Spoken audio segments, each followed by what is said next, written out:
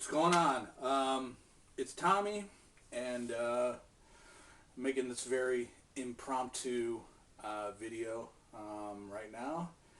And first of all, I know we're all in the same situation, stuck at home, uh, stay-at-home orders due to COVID-19. People are not working, and the whole situation sucks.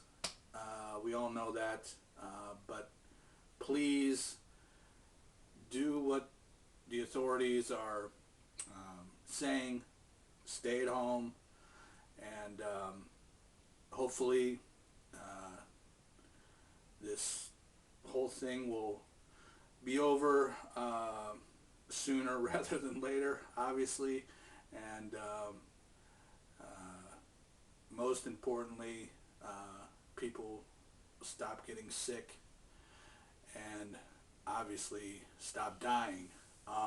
So, anyways, like I said, this is an impromptu thing that I'm doing right now. So I've been posting on Facebook, and also, before I start the real topic, I want to thank everyone who watches my guitar videos, especially the people who subscribe to my channel, which I very much appreciate that. And I'm also kind of in a state of disbelief sometimes that people want to actually subscribe to what I do. But it's very cool. Thank you very much for that. And, I do it just for fun, for my own amusement, mostly. I don't take it very seriously, which, might be obvious when you watch my videos. I don't know. And also my videos, I think primarily for me, are showcases for my guitars themselves than my actual playing. I tend to, I've been playing for a long time. I'm not going to say how long, but very long, actually. And I tend to be pretty sloppy. I don't practice per se. So,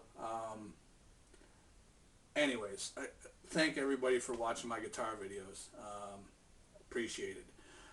So, what I wanted to talk about in this video was I've been posting on Facebook the last, I don't know, couple weeks that I've been wanting to get another amp because, I've gone through, recently I've gone through a couple, few, 2, 3 amps, and there's nothing wrong with the ones that I've used here recently at all, actually, but I just have found that they aren't 100% sort of checking all the boxes for me, and I've been really searching for an amp that did check all the boxes for me, and I think I found it finally. It's supposed to be getting delivered to me tomorrow, and it is the Orange Crush 35 RT combo amp. And the ironic thing sort of in this whole scenario is I actually had an Orange Crush 12, which is the smallest one in the line. I just had it for, because I thought I might be taking it, being mobile with it and taking it out and practicing somewhere else other than my own home scenario. But that ended up not happening, and 12, the Orange Crush 12, it was a little, maybe a little too, when I wanted to play it at home, it was just maybe not quite what I was looking for, like I said. So I actually sold it just recently, so I don't have it anymore. But like I said, I wanted an amp that sort of checked all the boxes. So the one that I'm getting, the 35 RT, it's 2 channels, which the amps that I've had recently are not. The amps I've gotten have been single channel, so I'll be able to switch in between a clean and a distorted sound. Which, in fairness, I really don't play a lot of clean tones at all. Most of the stuff I do is full on distortion all the time through the whole song. But occasionally there'll be songs that I do want or need a clean tone, so that'll be nice to have. Switchable, foot switchable. So it has that. It has reverb built in, which also, again, not something that really plays any factor in my sound at all, but it would be nice to have on certain songs, but just for certain things. But so that's there. What else? The cab sim. This was important because all the guitar videos that I do, and most of the playing that I do in my home situation, home studio, whatever you want to call it. I'm sitting in it right now. I play, with headphones on. I normally don't play just out loud through the amp. So the cab sim on the Orange, I like a lot. It's actually really cool. You just plug in a cable into the cab sim and straight into the mixer, and you got it. You got the sound in the headphones, in the recorder. So it works really good. So it's got all that, but really, most importantly, out of everything, this amp seems to have the tone that I'm looking for. My thing is, excuse me, I'm not necessarily a metal player, but I love that stuff. I love that sound. I love that tone. For example, one of my favorite guitar tones ever comes from Tommy Victor of Prong, and especially on Prong's album Cleansing. That to me is the ultimate guitar tone for me. I mean, it's a very personal kind of subjective thing. That's what I love. That's the sound that I love. The way the guys in Fu Manchu, the band Fu Manchu, their guitar sound, I love that sound. So that kind of gives you an idea of, and actually the guitar sound that, the tone that Scott Ian has on the Stormtroopers of Death album, Speak English or Die. That is an awesome tone. So, that kind of gives you an idea of what I'm going for. And it doesn't, I think it sounds cool, that kind of sound playing with bands that don't necessarily have that kind of tone, like Kiss. You see me doing a lot of Kiss, Cheap Trick, those bands do not have guitar sounds like what I'm talking about at all. But um, I I like playing that music, Kiss music, Cheap Trick music, with that guitar sound. I think it sounds cool. Um, so that's what I'm after, and I think this amp is going to do it. Now I have a couple of. I mentioned the Orange 12 that I just got rid of. Um, I still have a couple other ones. I don't know if you can see behind me. That's the Orange Micro Dark. It's a 20 watt. What do they call it? A hybrid head. Uh, it's got a tube in the preamp and solid state output. This thing is actually killer. This is great. I would I would I would have stopped buying amps. Period. After this, the only problem. Well, I guess there's two problems. The thing with this is it's not two channels like I was talking about earlier. So to get a clean sound out of this, if you wanted to, you got to manually dial it in. And I thought that was not going to bug me that much because, like I said, I don't really play anything clean at all anyway.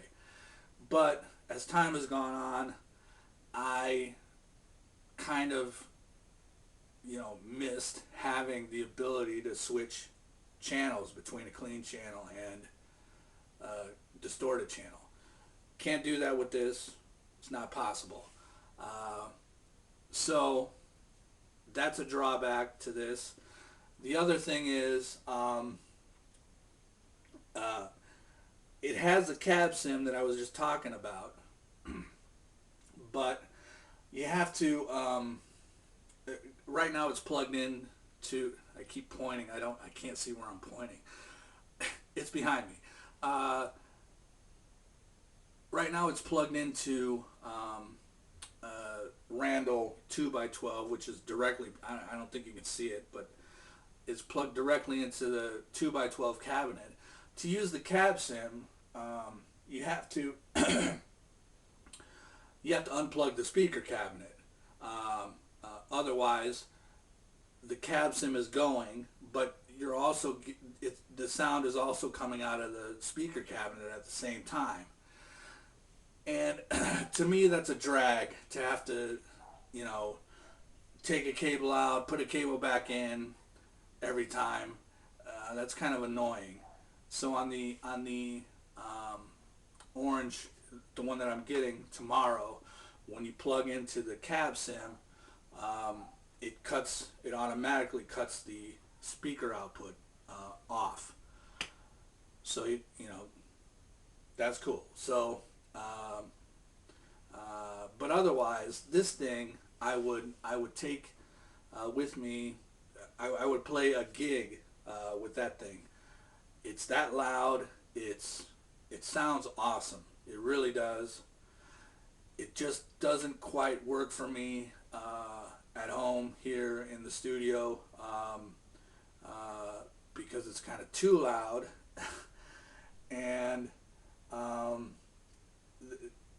having to deal with switching cables around to record it is just bugs me. I mean, I guess I could permanently disconnect the speaker cabinet and permanently have it hooked up to the cab sim, but I don't like. I want to have all the options available, sort of in one thing, in one pass. So that just bothered me too much. But again, I never get rid of that amp. That amp's sort of a desert island thing for me. Now, I also, well, I'm not going to lift it up. It's kind of, I think you can kind of see it actually. It's the Orange Terrorist amp that I just got maybe a month ago, and this was like the really hyped new thing that Orange put out this year, um, which is a 20-watt amp, just like the MicroDark, in a pedal format, and all the same type of stuff on it. The cab sim. It's got an effects loop, which I don't talk about that really. All these amps have effects loops. I don't use any effects. Like I said, I don't even use reverb. I don't.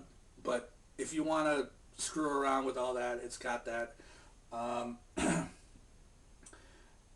so I got the Terrastamp, and I've used it a handful of times already on my recent videos, recent guitar videos that I put up, and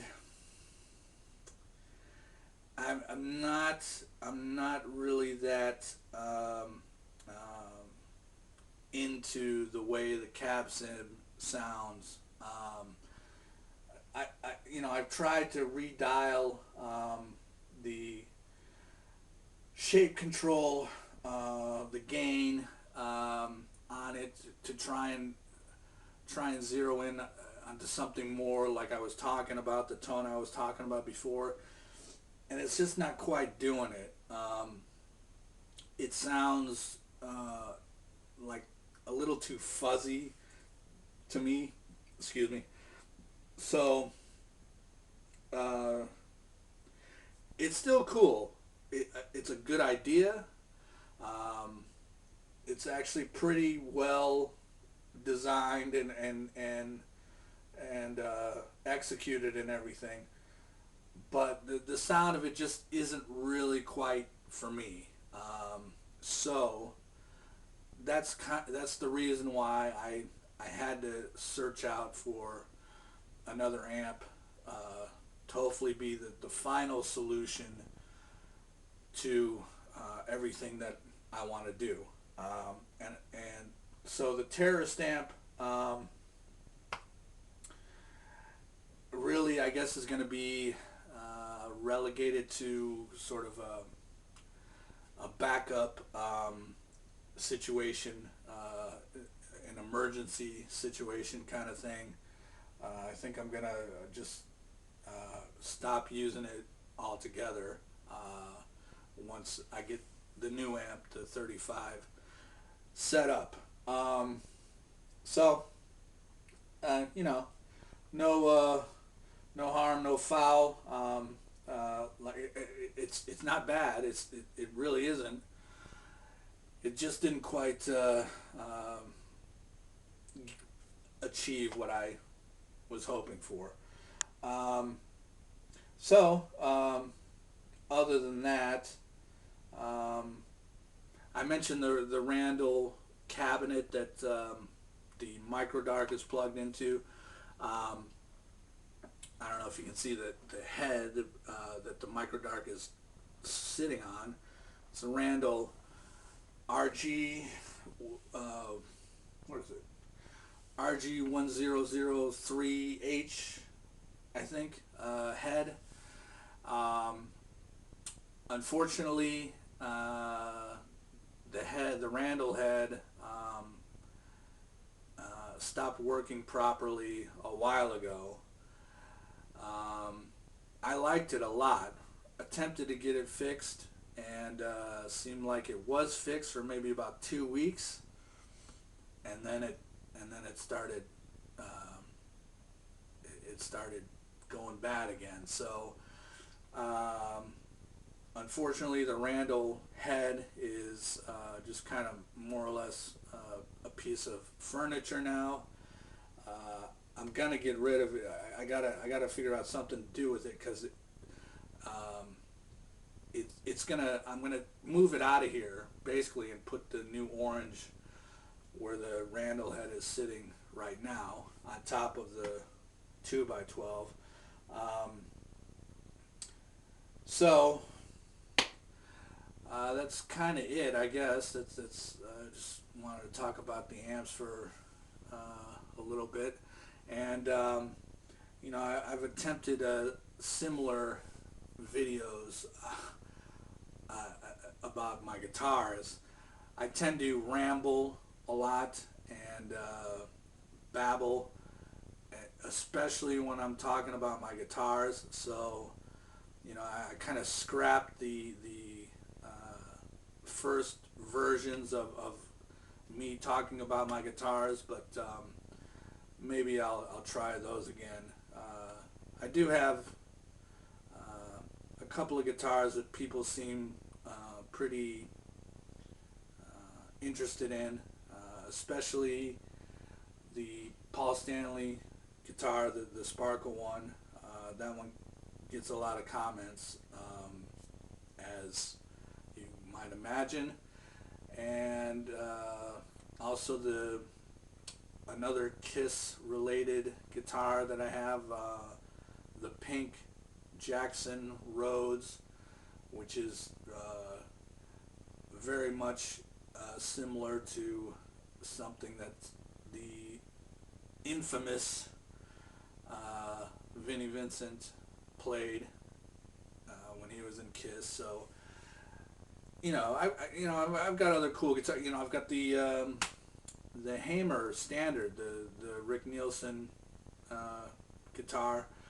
So I got a few guitars that are kind of worth talking about and whatever. So, like I said, I might do that. Try those again and see if I can make videos that I'm not babbling like I'm doing right now. So, anyways, again, thanks for watching the guitar videos. Stay inside, stay healthy, and I'm going to be doing more guitar videos, obviously, when I get the new amp set up and whatnot. Don't really have anything specifically in mind right now, because a lot of times I do. You know, each week a song will kind of, you know, I'll be inspired and I'll be like, okay, now I'm going to do this song. You know, that's the plan for the week, and that's what I wind up doing. But as of right now, I don't have anything in mind, so we'll see. But that's it. Thanks for watching. See ya.